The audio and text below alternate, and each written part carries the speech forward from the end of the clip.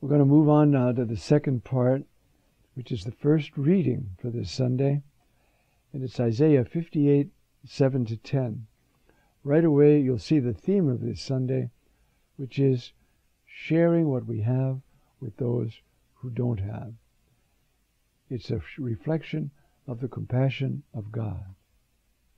So the first reading starts, "Share your bread with the hungry. Shelter the oppressed and the homeless." Think of all the people losing their homes, their cars right now in this financial upheaval. And we have to find a way to care for them. "Clothing the naked when you see them, and not turning your back on your own. Then your light will shine and break forth like the dawn, and your wound shall quickly be healed. Your vindication shall go before you, and the glory of God shall be your rear guard. Then you shall call, and the Lord will answer you. You shall cry for help, and he will say, 'Here I am.' If you remove from your midst false accusation and malicious speech, if you bestow your bread on the hungry and satisfy the afflicted, then light shall rise for you in the darkness, and the gloom shall become for you like midday." This is a promise of God. God doesn't make promises and not keep them. And so that's what he's saying here, okay? This is in Isaiah 58, which is a theme of caring for those who don't have enough. And what will happen, your own light will shine. We'll see our Lord reflects this when we get to the gospel, which is about salt and light. Sharing your bread with the hungry, sheltering the oppressed and the homeless, clothing the naked, not turning your back on your own. And then light, your light, shall break forth like the dawn, and your wound shall quickly be healed. Now he's talking to the people, and their wound is idolatry, social injustice, sexual promiscuity. That wound will be healed. Little by little you grow out of that if you will begin to care for the poor. I might as well quote it right now. I'm quite sure it's not the text we're going to have. 1 John 3:16. It says there, "In this we know the love." Tin agapin. "In this we know the love, that he gave his life for us." So we too ought to give our life for each other. Therefore you see again this notion of the obligation to imitate Christ. He goes on to say, and this is his example of giving your life for another.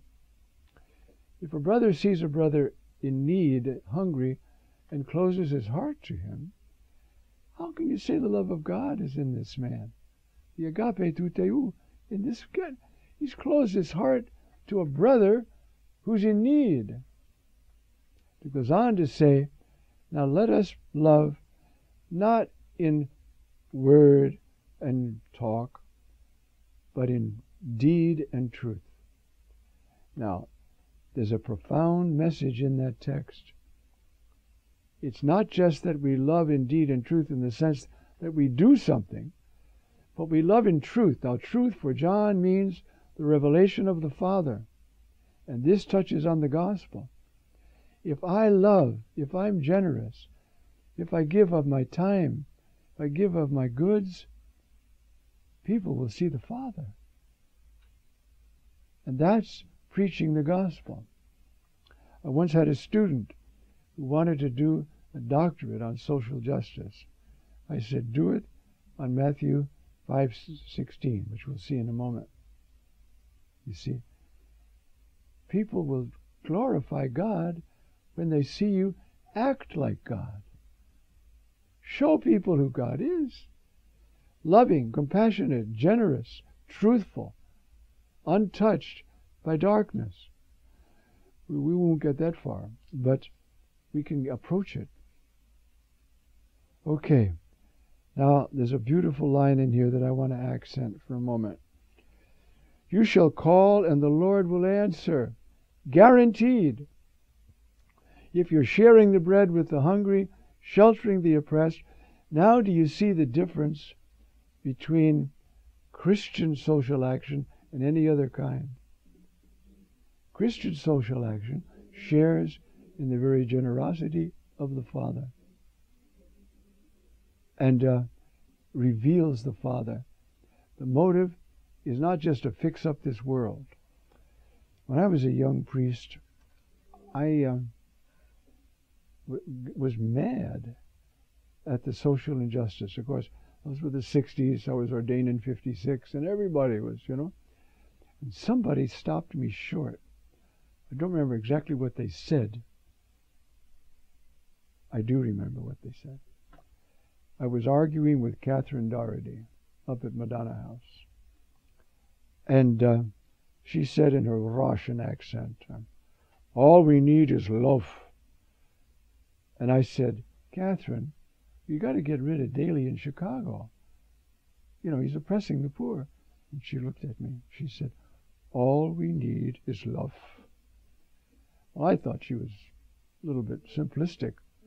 But now that I'm even older than she was when she said it, I realize all we need is love.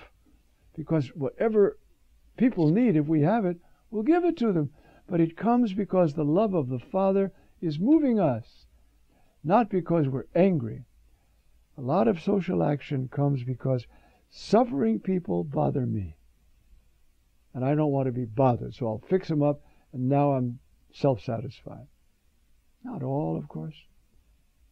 But we don't fix people up so we'll feel good. We fix people up so they'll feel good.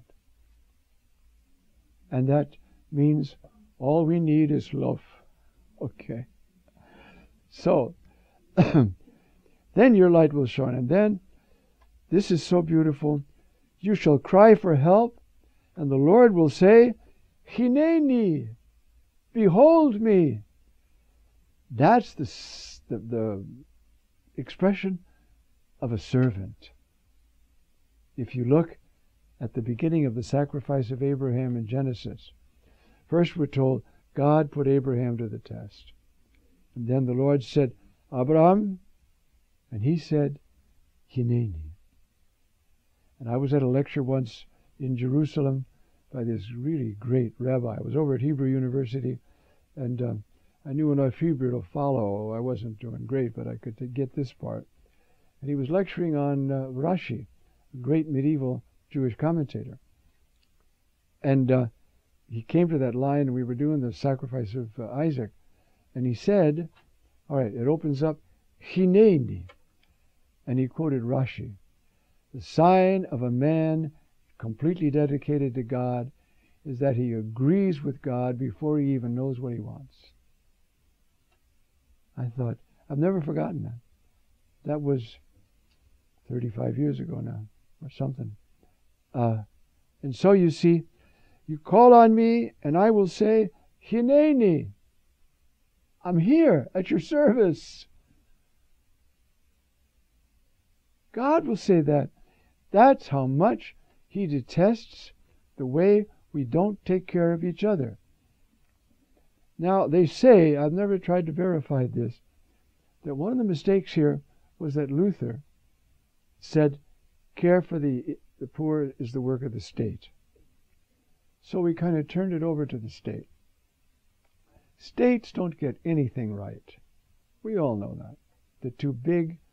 There's too many people with only power in their mind. How are they going to take care of the real poor? Now, we've got a pretty good system in some ways. But are these poor coming to know Christ? Do they have a hope for their life? A reason for living? Or are they just trying to, get more for themselves and their kids? And that's as far as it goes. Do we reveal God to them? You see how important this is. And so, see, if you bestow your bread on the hungry and satisfy the afflicted, then your light will shine in the darkness. and the gloom shall be for you like noon. That is Isaiah. Now this text, you see, is the beginning. And this first reading, therefore, sets the stage for what will be said in the gospel. Remarkably enough, the in-between reading also can help us this week. So, what is God saying here? He's saying, you become the servant of the poor, and I will become your servant. Pretty remarkable. I will say, Hineni, behold me. You see? Now, how do we take care of the poor? Love.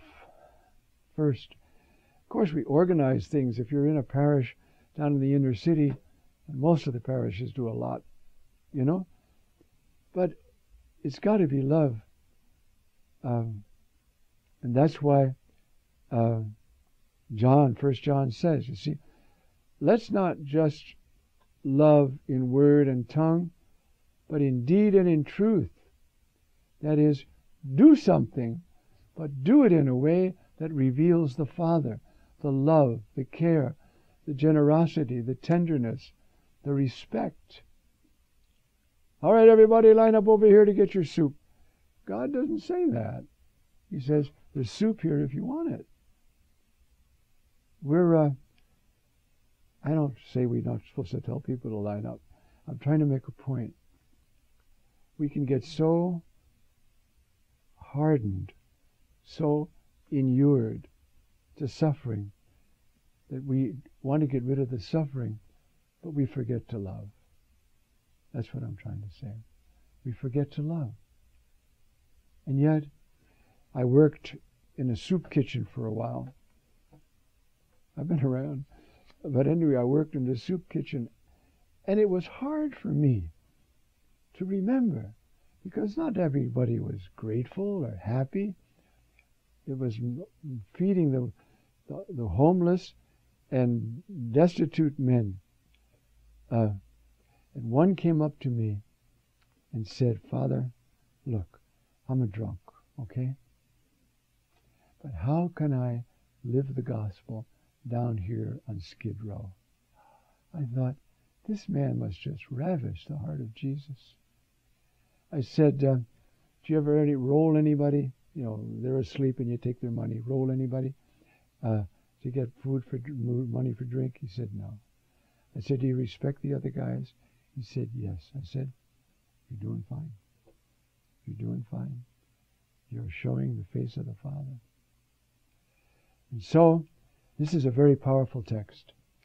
And it promises us that if we will care, really care, love, and from love learn what to do, you see, then God will be revealed.